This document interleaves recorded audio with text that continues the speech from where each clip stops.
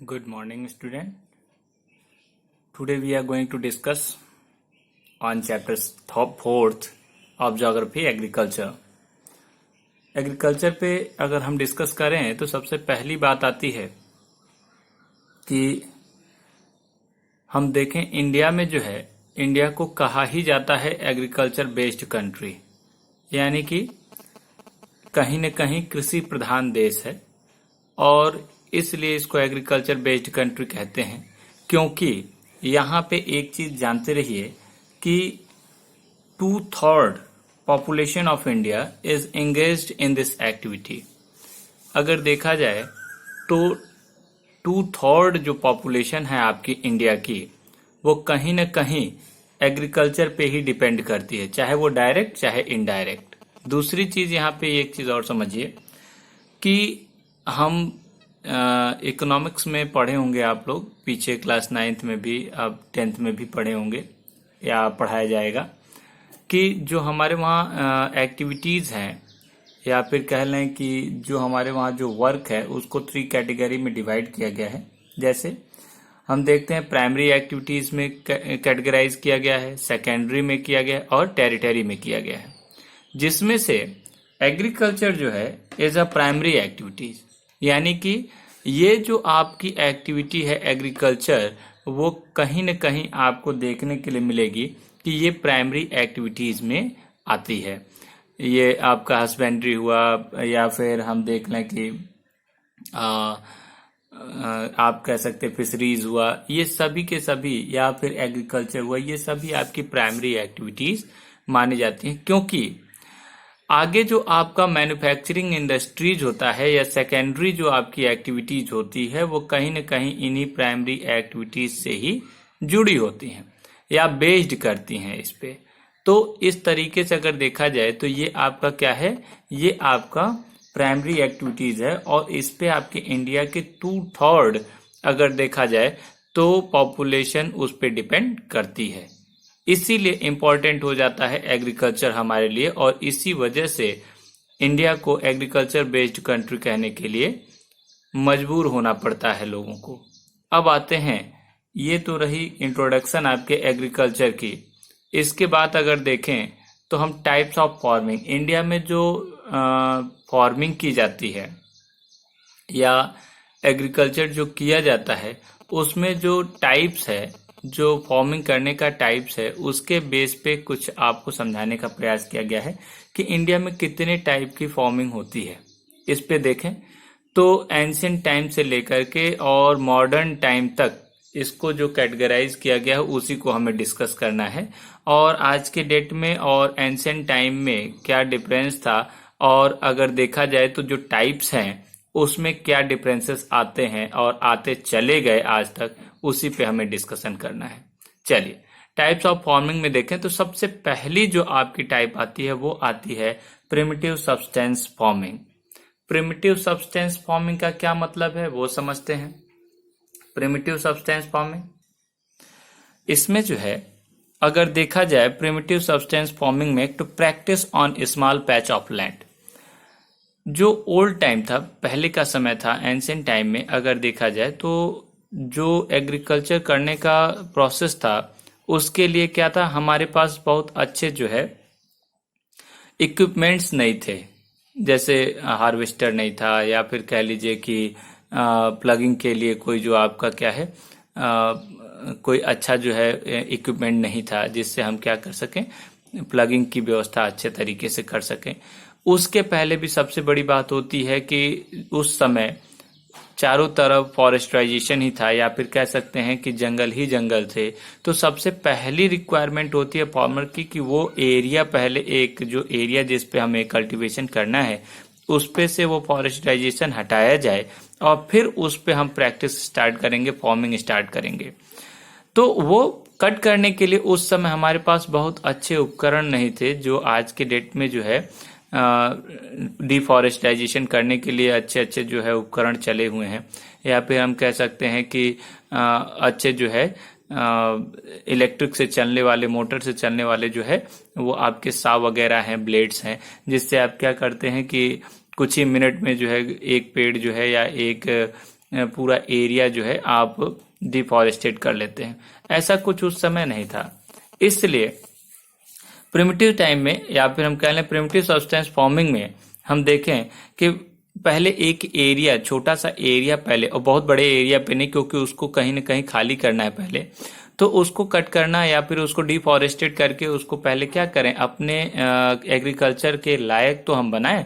तो उसके लिए क्या करते थे, पहले एक छोटा सा एरिया हम चूज करते थे और उस एरिया को क्या करते थे कि उसी एरिया को सबसे पहले हम उसमें उसको जला देते थे। इसीलिए इस प्रैक्टिस का, या फिर हम कह लें कि इस टाइप के फार्मिंग को हम स्लैश एंड बर्न भी कहते हैं। स्लैश एंड बर्न एग्रीकल्चर भी के नेम से भी, it is slash and burn agriculture के नेम से भी जाना जाता था। क्योंकि क्या करते थे, सबसे पहले हम उस एरिया में आग लगा देते थे, जला देते थे उसको, जिससे वहां का जो ट्रीज वगैरह या प्लांट्स जो होते थे वो जल करके क्या हो जाते थे, वहीं पे राख में बदल जाते थे। और उसी को, उस राख को उसमें, उस पूरे प्लॉट में या उस पूरे एरिया में जब वो सड़ने के बाद वो फर्टिलाइजर के रूप में आप वो कन्वर्ट हो जाता था, उस पूरे लैंडफॉर्म पे वो फर्टिलाइजर का रूप ले लेता था। तो उससे क्या होती थी, उसकी फर्टिलिटी बढ़ जाती थी उस लैंडफॉर्म की। और उसी पे हम क्या करते थे कुछ दिनों तक। अब ये भी नहीं कह सकते कि बस उसी पे हम एग्रीकल्चर कर सकते हैं। क्यों? क्योंकि लगातार एग्रीकल्चर करते रहने से भी उस पूरे सॉइल की क्वालिटी कहीं ना कहीं डैमेज होती है और उसकी फर्टिलिटी डंप कर जाती है। इस तरीके से देखें तो वहां पे उसको जलाया, वहां पे वो जो उसकी राख रही वो क्या हो गई, वो आपके फर्टिलाइजर में कन्वर्ट हुआ और जिससे उसका फर्टिलिटी बढ़ गया। फर्टिलिटी बढ़ने के बाद हमने देखा कि फर्टिलिटी बढ़ने के बाद उस पर हमने क्या किया, एग्रीकल्चर स्टार्ट कर दिया। एग्रीकल्चर स्टार्ट किया, लेकिन जब धीरे धीरे धीरे धीरे करके कई बार उस पर जो है प्लगिंग और कई बार उस पर सीड्स का सोइंग करना स्टार्ट किया, तो कुछ दिन के बाद उसकी फर्टिलिटी समाप्त हो जाती थी, या कह लीजिए कि फर्टिलिटी बहुत कम हो जाती थी। तो फिर जो फार्मर होता था वो क्या करता था, अब वो एरिया छोड़ करके नेक्स्ट एरिया में चला जाता था, दूसरे एरिया को चूज करता था, एक दूसरा पैच ऑफ लैंड, यानी कि एक छोटा सा जो भूमि का टुकड़ा होता था वो दूसरा कुछ देखता था दूसरे जगह पे, और फिर वहां पे आग लगा के छोड़ देता था, वो जल करके फिर से वो लैंड फॉर्म कन्वर्ट, उसमें एग्रीकल्चर लैंड फॉर्म में कन्वर्ट हो जाता था वो पूरा एरिया। ये प्रोसेस चलता रहता है। इस प्रिमिटिव सब्सटेंस फॉर्मिंग में देखा जाए, प्रिमिटिव सब्सिस्टेंस फॉर्मिंग में ये प्रोसेस आपका चलता है रहता है, स्लैश एंड बर्न प्रोसेस, इसीलिए इसको कहा जाता है। दूसरी चीज, इसी का नेम अलग अलग जगहों पे, जैसे north eastern states of India, जो नॉर्थ स्टेट्स जो हैं, नॉर्थ ईस्टर्न स्टेट्स, जैसे हम कह लें कि असम है, मेघालय है, मिजोरम है, नागालैंड है, जो भी नॉर्थ ईस्टर्न है, उनमें इसका नेम झूमिंग के नेम से, यानी झूम कल्टीवेशन के नेम से इसको जाना जाता था। इसके नेम अलग अलग हैं, जैसे आपके बुक में दिया भी है कि इस नॉर्थ ईस्टर्न स्टेट्स में देखा जाए तो झूम कल्टीवेशन या झूमिंग के नेम से जाना जाता था, जैसे असम, मेघालय, मिजोरम, नागालैंड, इन जगहों पे झूमिंग कल्टीवेशन के नेम से जाना जाता था। जबकि इसी को देखा जाए तो मणिपुर में पलामू, ध्यान रखिएगा, नेम थोड़ा सा आप लोग चाहिएगा तो देख लीजिएगा, आपके बुक में दिया भी है, उसको और अच्छे से देख लीजिएगा कि अगर देखा जाए मणिपुर एरिया में पलामू के नेम से जाना जाता है। दीपा के नेम से बस्तर छत्तीसगढ़ में जाना जाता है, बस्तर डिस्ट्रिक्ट है आपके छत्तीसगढ़ का, वहां दीपा के नेम से जाना जाता है। मिलिपा मैक्सिको में, अब हम थोड़ा वर्ल्ड लेवल पे बात कर लें कि इसी झूमिंग का, ये केवल आपके इंडिया में ही नहीं किया जाता था, चूंकि जिस समय आयरन का बहुत बड़े लेवल पे इन्वेंशन नहीं हुआ था, तो हमें जो है ट्रीज को कट करने के लिए या प्लांट कट करने में थोड़ी प्रॉब्लम होती थी, जिसकी वजह से ये स्लैश एंड बर्न वाला प्रोसेस हमने अपनाया था। और ये केवल आपके इंडिया में ही नहीं, अदर कंट्रीज में भी आपके इस प्रैक्टिस को देखा गया है कि अदर कंट्रीज में भी ये स्लैश एंड बर्न वाला प्रोसेस चलता रहा है। तो हम देखें तो मैक्सिको में मिलिपा के नेम से, कोनुको वेनेजुएला में, कोनुको के नेम से वेनेजुएला में जाना जाता रहा है, रोका के नेम से ब्राजील में जाना जाता रहा है इसको, रे नाम दिया गया है वियतनाम में। इस तरीके से और भी बहुत से हैं कि अलग अलग कंट्रीज में इसके अलग अलग नेम से जाना गया है, जो कि है प्रैक्टिस यही स्लैश एंड बर्न वाली ही, झूमिंग कल्टीवेशन को ही ये नेम दिए गए हैं। अलग अलग जगहों पे इसको अलग अलग नेम से जाना गया है। ऐसे ही बेवार और दाहिया के नेम से मध्य प्रदेश में जाना जाता है। आपके इंडिया में बेवार कहते हैं या दाहिया नेम दिया जाता है कुछ एरिया में, ये मध्य प्रदेश वाले रीजन में। ऐसे ही पोडू और पेंडा के नेम से जाना जाता है आंध्र प्रदेश में। इसी स्लैश एंड बर्न वाले प्रोसेस को पोडू या पेंडा के नेम से हम जानते हैं कहाँ पे, आंध्र प्रदेश वाले रीजन में। इस तरीके से अन्य रीजन भी हैं जहाँ पे आप इसको देख लीजिएगा। लेकिन अगर देखें तो इसका जो है कुछ नुकसान भी हमें देखने के लिए मिलता है, और वो ये है कि स्लैश एंड बर्न वाले प्रोसेस में इसी पे एक जो है एक छोटा सा आपके बुक में जो स्टोरी भी दी गई है, उस स्टोरी में दिया गया है कि एक छोटी सी बच्ची है रिंझा। तो रिंझा को जो है जो उसके पेरेंट्स के द्वारा एक पैच ऑफ लैंड कवर किया गया है जहाँ पे वो एग्रीकल्चर करते हैं।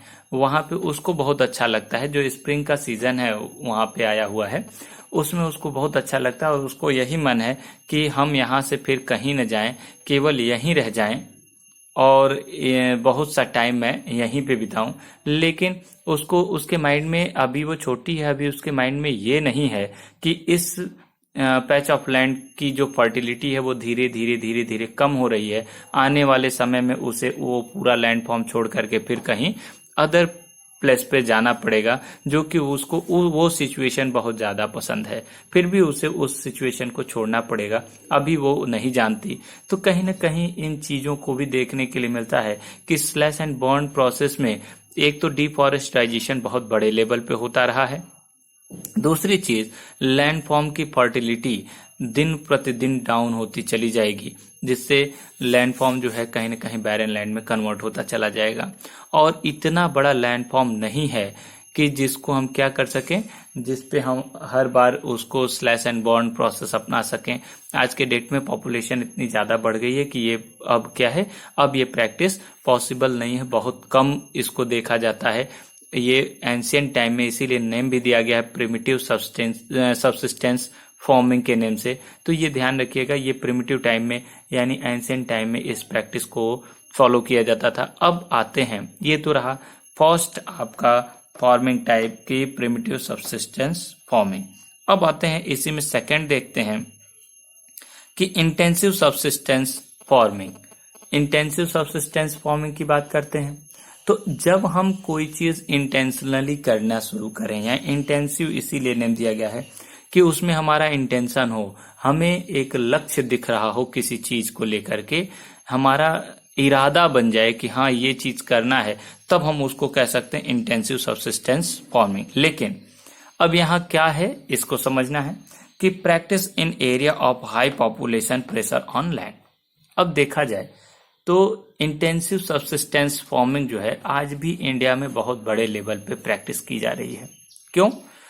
जिस एरिया में बहुत ज्यादा पॉपुलेशन है उन्हें खिलाने का कहीं न कहीं उस लैंड फॉर्म पे प्रेशर है, और होता यह है कि उस लैंड फॉर्म पे जो भी उसका ओनर होता है, पहली बात तो अपने फैमिली मेंबर्स को उस प्रैक्टिस में लगाता है, या फिर कह लें कि इस टाइप के एग्रीकल्चर में उसके फैमिली मेंबर भी इन्वॉल्व होते हैं, जिसके द्वारा इस पे कल्टीवेशन वो स्टार्ट करता है और करके उसको क्या करता है, वहां से प्रोडक्शन लेता है।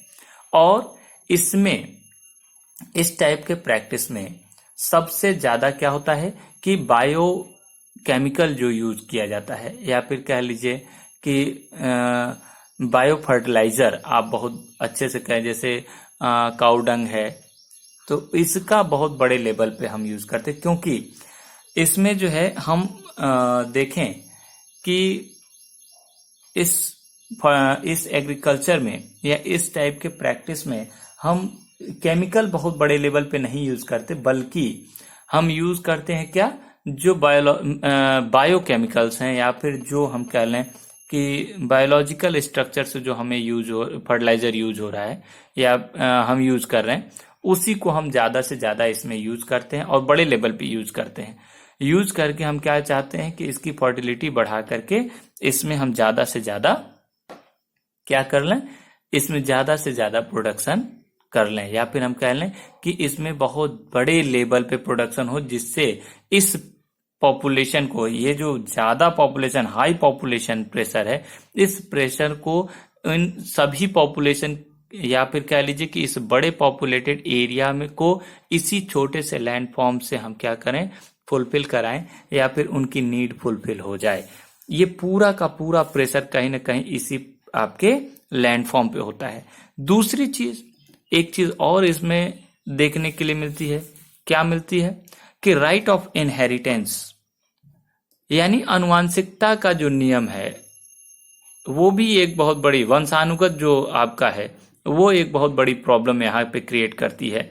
तो वंशानुगत कहने का क्या मतलब है, इनहेरिटेंस वाला जो सिस्टम है वो क्या है कि अगर मान लीजिए किसी भी फार्मर का एक छोटा लैंड फॉर्म है या बड़ा ही लैंड फॉर्म हो, मान लीजिए हमने कह दिया कि एक यहाँ पे हम एक एग्जांपल लेते हैं, एक बड़ा लैंड फॉर्म है, इस लैंड फॉर्म को वो अपने तक प्रैक्टिस कर रहा था, अपनी पूरी फैमिली को खिलाने का काम कर रहा था। इसमें क्या होता है, पूरे फैमिली मेंबर भी इन्वॉल्व होते हैं एग्रीकल्चर करने में। दूसरी चीज कि फैमिली मेंबर के साथ साथ हम देखें कि इसमें जो है वो उस कम्युनिटी के अगर कम पड़ते हैं तो उस कम्युनिटी से कुछ लेबर वो अपने पास हायर कर लेता है। लेकिन तरीका ये होता है कि इस लैंड फॉर्म पे वो पर्टिकुलर पर्सन जो है एग्रीकल्चर करके अपनी पूरी फैमिली का लोड इसी छोटे से लैंड फॉर्म पे पड़ा हुआ है। लेकिन आने वाले समय मान लीजिए उनके जो है 2 या 3 बच्चे हुए, उन तीनों बच्चों में फिर क्या होगा, ये लैंड फॉर्म 2-3 पार्ट में बटेगा। मान लो 3 बच्चे हुए, अब इस लैंड फॉर्म का जो एरिया है वो धीरे धीरे धीरे धीरे करके छोटा होता चला जाएगा। ये क्या है, ये कहीं ना कहीं अब छोटे प्लॉट पे जो एक पर्सन है उसके पूरी फैमिली के मेंबर्स उसी पे डिपेंड होंगे, इस पे लोड बढ़ता जाएगा और इसका एरिया जो है छोटा होता चला जा रहा है। इस तरीके से देखा जाए कि पॉपुलेशन बहुत ज्यादा हो चुका है, यानी कि एरिया तो लैंड फॉर्म का एरिया तो सीमित है और सीमित ही होता चला जा रहा है, छोटा ही होता चला जा रहा है, लेकिन पॉपुलेशन क्या है उस पे दिन प्रतिदिन बढ़ती जा रही है और इस पे बोझ बढ़ता जा रहा है। इस तरीके से इस टाइप के इंटेंसिव सब्सिस्टेंस फार्मिंग में हम देखें कि जो पॉपुलेशन का प्रेशर है वो बढ़ता ही चला जा रहा है और जो आपका एरिया है वो सीमित है, वो कहीं नहीं आपको बढ़ता हुआ नजर आ रहा है।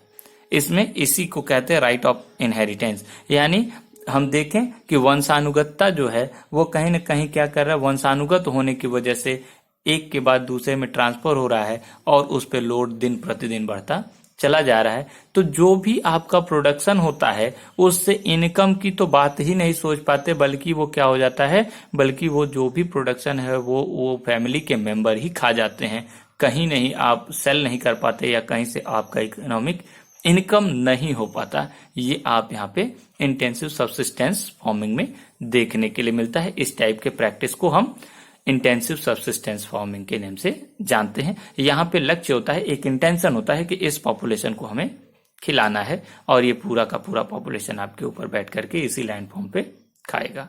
आगे चलते हैं, बल्कि ये कम पड़ जाता है तो उन्हें क्या करना पड़ता है, वो अदर सोर्सेस भी ढूंढते हैं, जैसे कोई जॉब करना या फिर अदर कहीं दूसरे के लैंड फॉर्म पे जाकर के एग्रीकल्चर करना या उसको क्या करना, रेंट पे लेना, ये सभी कार्य चलते हैं, या फिर कहीं ना कहीं एज ए लेबर दूसरे जगह पे जाकर के वर्क करना, ये सभी आपको देखने के लिए मिलेंगे। अब आते हैं नेक्स्ट आपका टॉपिक है, थर्ड आपका प्रोसीजर है, वो है आपका क्या, वो देखा जाए तो कॉमर्शियल फार्मिंग। कॉमर्शियल फार्मिंग की बात करें तो कॉमर्शियल फार्मिंग में आपको देखने के लिए मिलेगा कि सबसे पहली चीज कॉमर्शियल नेम से ही हमें समझ जाना चाहिए कि अब यहाँ पे ट्रेड एंड कॉमर्स की बात होगी, यानी कि यहाँ पे इकोनॉमिक कंडीशन लग जाएगा, यानी यहाँ इकोनॉमिक ग्रोथ की बात आएगी। तो इकोनॉमिक ग्रोथ तब होगा जब हम प्रोडक्शन बहुत अच्छे क्वालिटी का करेंगे और बहुत बड़े लेवल पे करेंगे, तो हम उसी को हम क्या कहते हैं, कॉमर्शियल फार्मिंग कहते हैं। अब अगर प्रोडक्शन बढ़ाना है तो हमें एक तो बहुत बड़े लैंडफॉर्म पे, यानी कि लैंडफॉर्म छोटा नहीं, एरिया उसका बड़ा होना चाहिए। दूसरी चीज, अगर एरिया छोटा भी है तो हमें उससे प्रोडक्शन बड़े लेवल पे लेना है। तो जब प्रोडक्शन बड़े लेवल पे लेना है तो हमें क्या करना पड़ेगा, हमें हाई आइल्डिंग वेराइटी सीड्स यूज करने पड़ेंगे। यानी अगर देखा जाए तो जो आपकी मार्केट में जो हाई आइल्डिंग वेराइटी सीड्स हैं, यानी जो अच्छे क्वालिटी के सीड्स हैं, बिल्कुल क्या हैं, जिनका जिनका जो है, जिनका लेबोरेटरी में इसका उत्पादन जो है बढ़ा करके, या फिर कह दें कि इसकी ग्रोथ या प्रोडक्टिविटी बहुत ज्यादा बढ़ा करके इसको क्या किया गया है, संशोधित करके जो आपके वहां सीड्स प्रोवाइड किए गए हैं, उसी को हम हाई यील्डिंग वैरायटी सीड्स कहते हैं। इनका यूज करना पड़ेगा। जब तक इस वैरायटी के सीड्स नहीं यूज करेंगे तब तक आप ये नहीं कह सकते कि हम अपने वहां क्या करें, हम अपने वहां प्रोडक्शन बढ़ा लेंगे। तो यहाँ पे एक चीज ध्यान रखना है कि high yielding variety seeds use करना है। दूसरी चीज, इरिगेशन फैसिलिटी अच्छी होनी चाहिए। तीसरी चीज कि इसके द्वारा जो प्रोडक्शन हो रहा है उसमें हम क्या करें, हम कहीं न कहीं फर्टिलाइजर बड़े लेवल पे यूज करेंगे। बिना फर्टिलाइजर और पेस्टिसाइड के यूज किए आप ये नहीं कह सकते कि हम अपना प्रोडक्शन बहुत कायदे से ले सकते हैं। तो इस पे क्या है, इस पे देखभाल बहुत बड़े लेवल पे करनी पड़ती है। उसके लिए आपको क्या करना पड़ेगा कि लेबर भी हायर करना पड़ता है। आपको मार्केट से लेबर हायर करके इसकी प्रोडक्टिविटी बढ़ानी है, जिससे उसकी देखभाल की जा सके और बहुत बड़े लेवल पे हम क्या करें, प्रोडक्शन भी कर सकें। इसको ध्यान में रखने के लिए आपको क्या करना पड़ेगा, इन्वेस्टमेंट बहुत बड़े लेवल पे करना पड़ेगा। इन्वेस्टमेंट करेंगे तभी आपको बेनिफिट भी बड़े लेवल पे होगा। इस तरीके से देखा जाए कि it varies from one area, one region to another. अब ध्यान दीजिएगा कि जो आपकी कमर्शियल फार्मिंग है, इसमें हमने तो ये बता दिया कि इसमें high yielding variety seeds use होंगे, इसमें जो है फर्टिलाइजर यूज करना पड़ेगा, इसमें लेबर भी लगेंगे। इस टाइप से इरिगेशन फैसिलिटी अच्छी होनी चाहिए। ये सभी आपको ध्यान में रख करके तभी आप कमर्शियल फार्मिंग कर सकते हैं। दूसरी चीज, जो कमर्शियल फार्मिंग हम लोग करते हैं, ये जरूरी नहीं है कि यूपी में हम राइस पे या वीट पे, अगर हम वीट को कह दिए कि wheat as a commercial farming कर रहे हैं, या बनाना का जो प्लांटेशन है वो हम बहुत बड़े लेवल पे कर रहे हैं, तो आप जो भी आप कर रहे हैं, जो भी क्रॉप, ये जरूरी नहीं है कि यूपी में अगर वो कमर्शियल फार्मिंग, शुगर कैन जैसे मान लीजिए हमारे वहां है कि यूपी में शुगर कैन आपके वहां क्या है, एक कमर्शियल फार्मिंग के रूप में किया जाता है। क्योंकि शुगर कैन जब उसका जो हम कट करते हैं उसको, तो हम अपने वहां उससे शुगर नहीं बनाते हैं, बल्कि उसको क्या करते हैं, शुगर मिल वालों को सेल करते हैं, तो डायरेक्ट इनकम होती है। यानी हम क्या करने के लिए, हमने इकोनॉमिक बेनिफिट के लिए, इसीलिए इसको तुरंत कमर्शियल फार्मिंग से जोड़ेंगे, क्योंकि हमें उससे क्या होना है, हमें उससे डायरेक्ट इनकम होना है, ना कि हम उसको क्या करेंगे, अपने वहां खुद मैन्युफैक्चर करेंगे, ऐसा कुछ नहीं।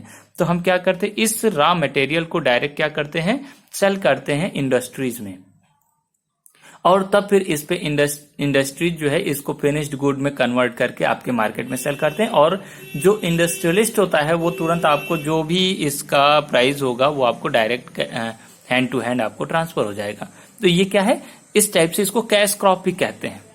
यानी डायरेक्ट आपको कैश मिल रहा है इसके सेल से, तो ये कैश क्रॉप भी कह सकते हैं या कमर्शियल फार्मिंग भी कह सकते हैं, इसके नेम आप दे सकते हैं अपने हिसाब से।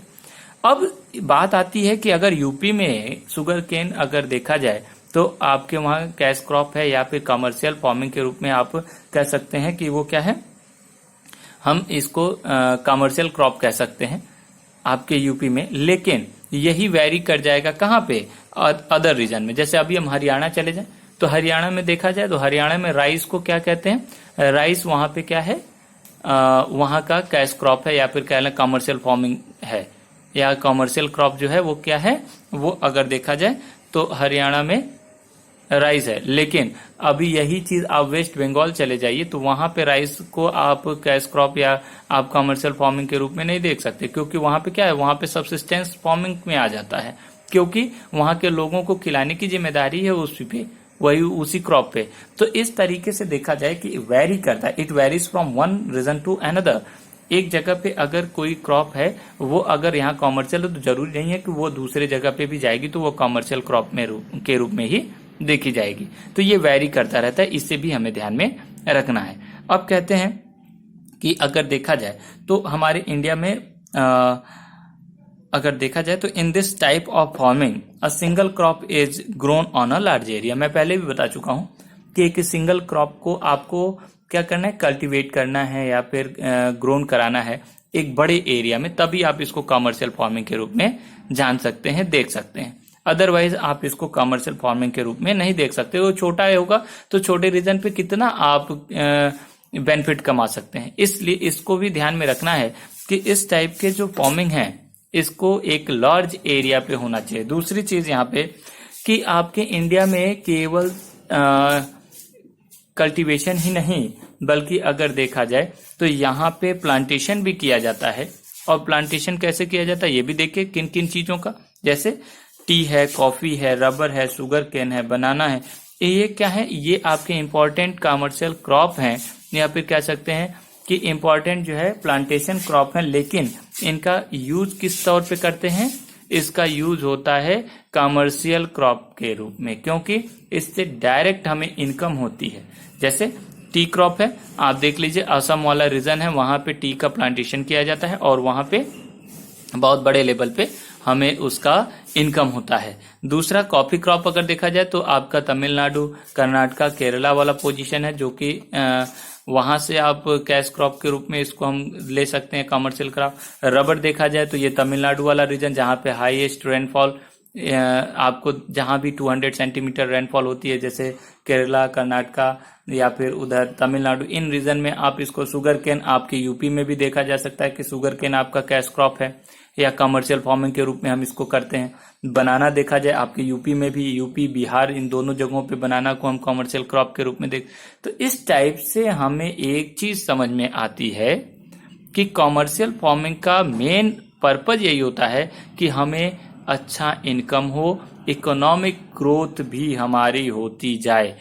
यही मेन एम है कमर्शियल फार्मिंग का, और हमें ज्यादा से ज्यादा इनकम हो, हमारा स्टैंडर्ड हाई हो।